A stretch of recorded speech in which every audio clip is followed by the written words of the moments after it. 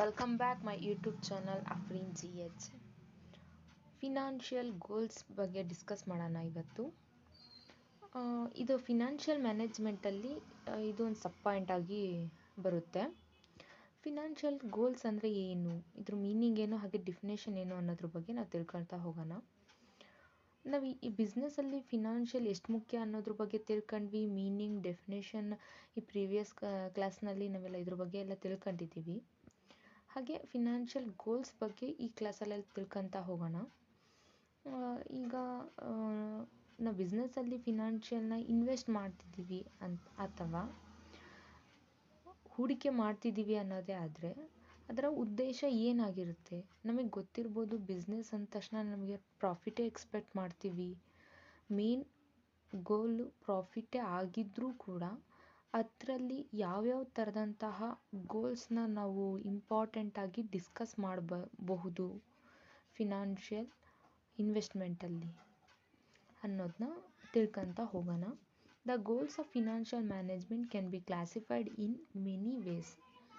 Official goals ಆಗಿರ್ಬೋದು, operative goals ಆಗಿರ್ಬೋದು, and operational goals ಆಗಿರ್ಬೋದು. 3 ಟೈಪ್ ಆಫ್ ಫಿನಾನ್ಷಿಯಲ್ ಗೋಲ್ಸ್ನ ನಾವು ಡಿಸ್ಕಸ್ ಮಾಡ್ತೀವಿ. ಒಂದು official goals, operative goals and operational goals. Without goals we cannot invest any financial institutions or any financial business operational activities. We cannot invest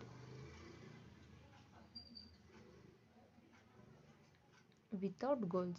So official goals are the general aim of the organizations.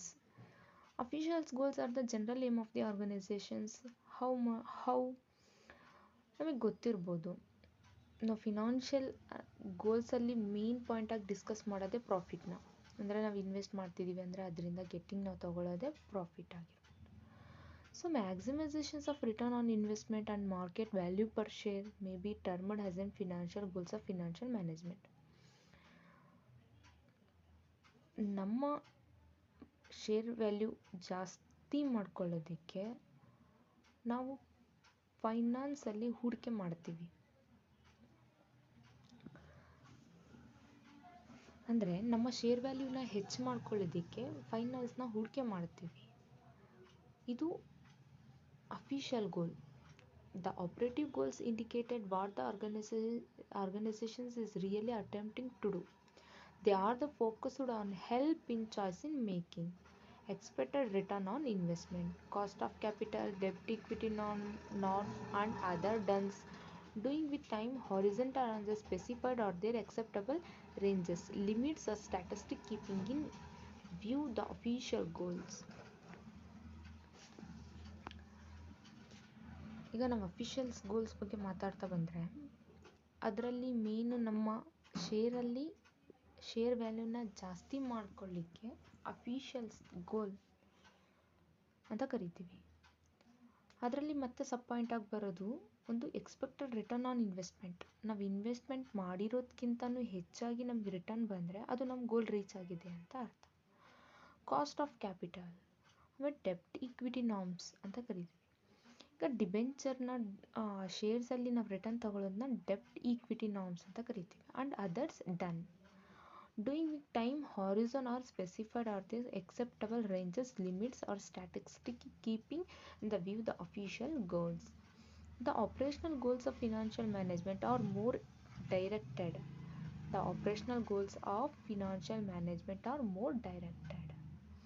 Operational goals ಅಲ್ಲಿ ನಾವು ಇದು ಡೈರೆಕ್ಟಾಗಿ financial ಮ್ಯಾನೇಜ್ಮೆಂಟಲ್ಲಿ ಕೆಲಸ ಮಾಡುತ್ತೆ. ಯಾವ ಥರ ಅಂತಂದರೆ quantitative and ವೆರಿಫಿಯಬಲ್.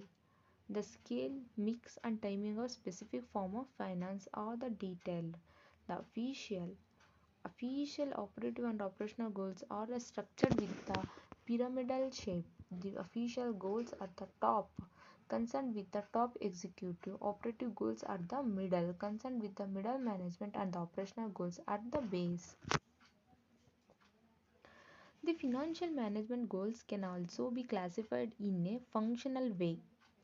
Return related goals, solvency related goals, liquidity related goals, many related goals are involved in financial management goals. They are, one is return related goals, ಅಂದರೆ ನಾವು ಹಾಕಿರೋಂಥ ಇನ್ವೆಸ್ಟ್ಮೆಂಟಿಂದ ನಮಗೇನು ರಿಟರ್ನ್ ಸಿಗ್ತಿದೆ ಈ ಥರವಾದಂತಹ ಗೋಲ್ಸ್ಗಳನ್ನ ನಾವು ರಿಟರ್ನ್ ರಿಲೇಟೆಡ್ ಗೋಲ್ಸ್ ಅಂತ ಕರಿತೀವಿ. Solvency related goals ಅಂತ ಬರುತ್ತೆ. Solvency related goals ಅಂತಂದರೆ ಪ್ರಾಫಿಟ್ ಮೇಲೆ ಅಂದರೆ ಸಿಗುವಂಥ ಪ್ರಾಫಿಟ್ಗಿಂತಲೂ ಜಾಸ್ತಿ ಸಿಗುವಂತಹ ರಿಟರ್ನ್ಸ್ನ ನಾವು ಸಾಲ್ವೆನ್ಸಿ ರಿಲೇಟೆಡ್ ಗೋಲ್ಸ್ ಅಂತ ಕರಿತೀವಿ. ಲಿಕ್ವಿಡಿಟಿ ರಿಲೇಟೆಡ್ ಗೋಲ್ಸ್ ಅಂತ ಬರುತ್ತೆ. Liquidity related goals and valuation related goals. Risk related goals ಅಂದರೆ ಮಿನಿಮಮ್ ರಿಸ್ಕ್ನ ನಾವು ಎಕ್ಸ್ಪೆಕ್ಟ್ ಮಾಡಿದರೆ ಇದು ರಿಸ್ಕ್ ರಿಲೇಟೆಡ್ ಗೋಲ್ಸ್ ಆಗುತ್ತೆ. Cost related goals and so on. Return related goals refers to the aim on minimum, average and the maximum returns. The minimum, average and the maximum level we specified, they are, one is profit rate maximization. Firstly we discussed about the financial goals. The first point is profit maximization and the second point is profitability maximization, and the third point EPS maximization, fourth liquidity maximization. First we have discussed about the profit maximization. Profit maximization is a started goal of the financial management. ನಾವು ಯಾರೇ business ಮಾಡಿದ್ರೆ, ಒಂದು ಚಿಕ್ಕ ಪುಟ್ಟ business ಆಗಿದ್ರೂ ಕೂಡ business ಮಾಡ್ತಿದ್ದೀವಿ ಅಂದರೆ ನಮಗೆ ಪ್ರಾಫಿಟ್ ಬರಬೇಕು ಅನ್ನೋ ಉದ್ದೇಶಕ್ಕೆ ನಾವು ಬಿಸ್ನೆಸ್ ಮಾಡ್ತೀವಿ. ಇದು ಎಲ್ಲ ಬಿಸ್ನೆಸ್ ಮೆನ್ನ ಫಸ್ಟ್ ಗೋಲ್ ಆಗಿರುತ್ತೆ. ಯಾವುದು? Profit maximisation. ಎಲ್ಲರಿಗೂ 2% ಪ್ರಾಫಿಟ್ ಆದರೆ ನನಗೆ 3% ಪ್ರಾಫಿಟ್ ಆಗಬೇಕು ಅನ್ನೋ ಒಂದು ಗೋಲ್ ಇರುತ್ತೆ. So profit is in excess of the revenue over expenses. ಎಕ್ಸ್ಪೆನ್ಸಸ್ಗಿಂತ ಜಾಸ್ತಿ ನಮಗೆ ಪ್ರಾಫಿಟ್ನ ಎಕ್ಸ್ಪೆಕ್ಟ್ ಮಾಡಿದ್ರೆ ಇದು ಪ್ರಾಫಿಟ್ ಮ್ಯಾಕ್ಸಿಮೈಸೇಷನ್ಸ್ ಗೋಲ್ಸ್ ಆಗಿರುತ್ತೆ. So profit maximization is therefore the maximizing revenue given by the expenses or the maximizing expenses given the revenue or the simultaneous maximizations of revenue and the minimizations of expenses.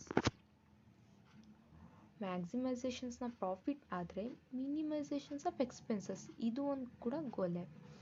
ಅಂದರೆ ಲಾಭ ನಾವು ಎಷ್ಟು ಜಾಸ್ತಿ ಮಾಡ್ತೀವಿ ಅನ್ನೋದು ಒಂದು ಕಡೆ ಆದರೆ ಖರ್ಚನ್ನು ನಾವು ಕಡಿಮೆ ಮಾಡಬೇಕು ಅನ್ನೋದು ಕೂಡ ಒಂದು ಗೋಲ್ ಆಗಿರುತ್ತೆ. So profit maximisation is possible through the pricing and the scale strategies. ನಮಗೆ ಗೊತ್ತಿರಬೇಕು, profit maximisations is possible through only deducting pricing and the scale strategies. By increasing the selling prices,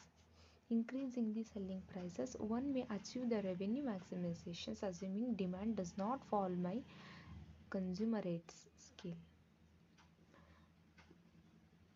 ಅಂದರೆ ಒಂದು ವಸ್ತುವಿನ ಬೆಲೆನ ನಾವು ಜಾಸ್ತಿ ಮಾಡೋದ್ರಿಂದ ನಮಗೆ ಅದರಿಂದ ಸಿಗ್ತಕ್ಕಂತಹ ರಿಟರ್ನ್ ಪ್ರಾಫಿಟ್ ಹೆಚ್ಚಾಗುತ್ತೆ. ಬಟ್ ನಾವು ಸುಮ್ಮನೆ ಯಾವುದನ್ನು ಪ್ರೈಸ್ನ ಜಾಸ್ತಿ ಮಾಡಲಿಕ್ಕೆ ಆಗೋದಿಲ್ಲ. ಹಾಗಾಗಿ ಪ್ರೈಸ್ನ ಜಾಸ್ತಿ ಮಾಡಬೇಕು ಅಂದರೆ ಆ ಪ್ರಾಡಕ್ಟಿನ ಕ್ವಾಂಟಿಟಿ ಹಾಗೂ ಕ್ವಾಲಿಟಿನ ಇಂಪ್ರೂವ್ ಮಾಡಬೇಕಾಗುತ್ತೆ. So the price is very important element in the profit maximisation theme. The objectives of financial management is favored one for the following reason. Profit is a measure of success in business. Higher the profit, greater is the degree of successes. Profit is a measure of performance. Profit is a measure of success in business. Measures of success in a business. ನಮ್ಮ business ಯಾವ ಕಂಡೀಷನಲ್ಲಿ run ಆಗ್ತಿದೆ ಅಂತ ನಾವು ತಿಳ್ಕೊಬೇಕು ಅಂದರೆ ನಮಗೆ ಸಿಗ್ತಕ್ಕಂತಹ return ಅಥವಾ profit ಮೇಲೆ ನಾವು ಅದನ್ನು ನಮ್ಮ ಬಿಸ್ನೆಸ್ನ ಸಕ್ಸಸ್ ಅಥವಾ ಫೇಲ್ಯೂರ್ನ ನಾವು ಮೆಸರ್ ಮಾಡ್ಬೋದು. So higher the profit, greater is an degree of success. ನಮಗೆ ಗೊತ್ತಿರಬೇಕು, higher is an profit is an greater of an success. Second point ಹೇಳುತ್ತೆ profit is a measure of performance. Performance efficiency is indicated by the quantum of profit. ಪ್ರಾಫಿಟ್ನ ಪ್ರಮಾಣದ ಮೇಲೆ business ಆ್ಯಕ್ಟಿವಿಟಿಯ performance ಯಾವ ಥರ ಇದೆ ಅಂತ ನಾವು ಮೆಸರ್ ಮಾಡ್ಬೋದು. ಈಗ ಪ್ರಾಫಿಟ್ ಚೆನ್ನಾಗಿತ್ತು ಅಂದರೆ ನಿಮ್ಮ ಪ್ರೊಡಕ್ಷನ್ ಲೆವೆಲ್ ಜಾಸ್ತಿ ಇರುತ್ತೆ ಅಥವಾ ಸರ್ವಿಸ್ ಲೆವೆಲ್ ಜಾಸ್ತಿ ಇರುತ್ತೆ. ಅದು one branch to another branch to multiple ಬ್ರಾಂಚಸ್ಗೆ ಅವಕಾಶ ಮಾಡಿಕೊಡುತ್ತೆ. So profit is measure of performance. The profit making is an essential for growth and survival of any undertaking. Third point ಹೇಳುತ್ತೆ profit making is essential for the growth and survival of any undertaking. ನಾವು ಬಿಸ್ನೆಸ್ನ growth ಮಾಡಬೇಕು ಅಥವಾ survive ಆಗಬೇಕು ಅಂದರೆ profit is main element in the financial goals. So only profit making business can think of tomorrow and behind. It can only think of revolve on the replacement of its equipment and can go for modernizations and diversification. So fourth one, profit making is the basic purpose of business. Profit making is the basic purpose of business. Basic purpose business ಇಂದ ಏನು ಅಂತಂದರೆ profit. ಯಾರಾದರೂ ಹೇಳ್ತಾರ ನನಗೆ profit ಬೇಡ, ನಾನು ಸುಮ್ಮನೆ business ಮಾಡ್ತಿದ್ದೀನಿ, ನನ್ನ ಖುಷಿಗೆ ಬಿಸ್ನೆಸ್ ಮಾಡ್ತಿದ್ದೀನಿ ಅಂತ ಹೇಳ್ತಾರೆ? ಯಾರೂ ಹೇಳಲ್ಲ. ಮೇನ್ ಪ್ರಾಫಿಟ್ ಅನ್ನೋದೇ ಒಂದು ದೊಡ್ಡ ಅಸ್ತ್ರ.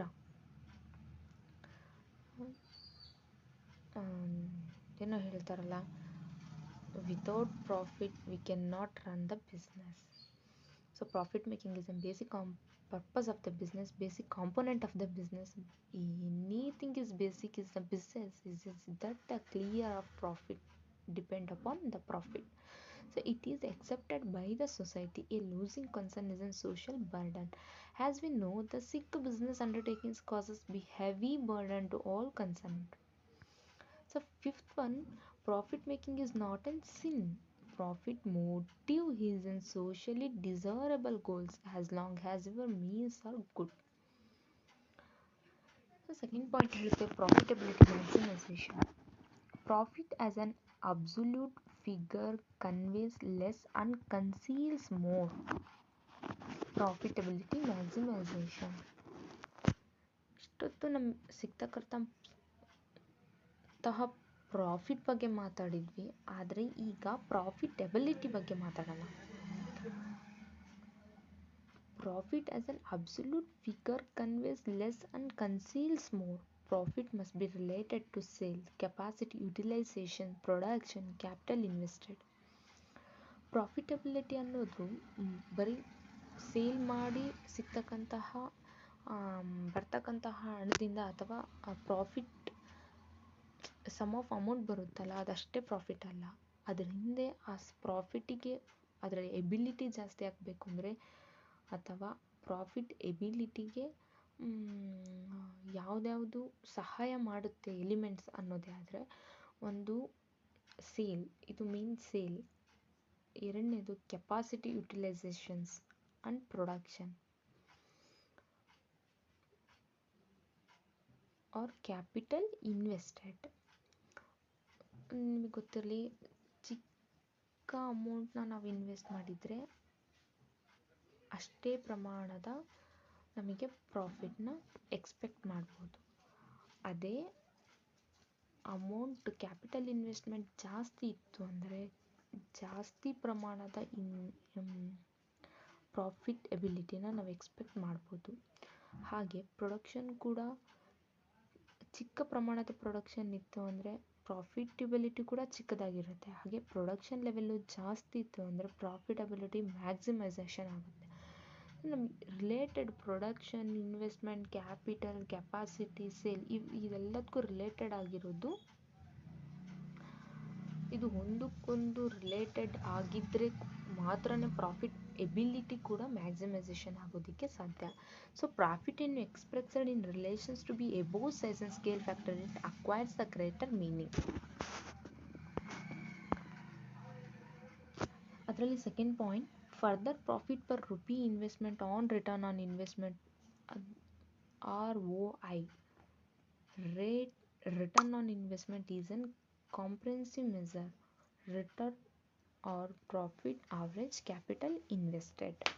The profit dividend by sales measure the return on sales and sales dividend by the investment. Third one, EPS maximization. Maximizations of earning per share ಅಂತ ಕರಿತೀವಿ. ಇ ಪಿ ಎಸ್ ಅಂದರೆ ಇದು ಶೇರ್ಸ್ ಅಲ್ಲೆಲ್ಲ ಬರ್ತಾ ಹೋಗ್ತವೆ. Shares, debentures, preference shares. ಇದರಲ್ಲಿ ಶೇರ್ಸಲ್ಲಿ ನಾವು ಏನು ರಿಟರ್ನ್ ತಗೊತೀವೋ ಅದನ್ನು ಅರ್ನಿಂಗ್ ಪರ್ ಶೇರ್ ಅಂತ ಕರಿತೀವಿ. So involves the maximising the earnings after tax given the number of outstanding equity shares. Maximisations of earning per ಶೇರಿಂದ ನಾವು ಎಷ್ಟು maximisation earnings involve maximising earning after tax, ಅದರಲ್ಲಿ ಟ್ಯಾಕ್ಸ್ನ ಡಿಡಕ್ಟ್ ಮಾಡಿದ್ಮೇಲೆ ಸಿಗೋಂಥದ್ದೇ ಇ ಪಿ ಎಸ್ ಅಲ್ಲಿ. TEPS earning after tax given the number of outstanding equity shares. ಈ ಕಂಪ್ನಿಯಿಂದ ಸಿಗ್ತಕ್ಕಂತಹ ಲಾಭನ ಶೇರ್ಸ್ಗೆ ನಾವು ಡಿವೈಡ್ ಮಾಡಿದಾಗ ಆವಾಗ ಟ್ಯಾಕ್ಸ್ನ ಡಿಡಕ್ಟ್ ಮಾಡಿ ಕೊಡ್ತಕ್ಕಂತಹ ಅಮೌಂಟ್ನ ನಾವು ಅರ್ನಿಂಗ್ ಪರ್ ಶೇರ್ ಅಂತ ಕರಿತೀವಿ, EPS after tax. So this was similar to profitability maximizations in the respect of the merit and demands. It is very specific both as the type of the profit and the base to which it is compared. Liquidity maximization.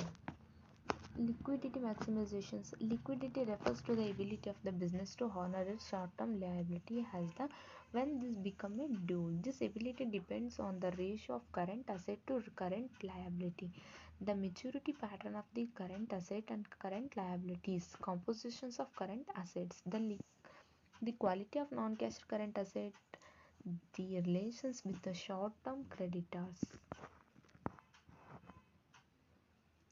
Thank you for watching.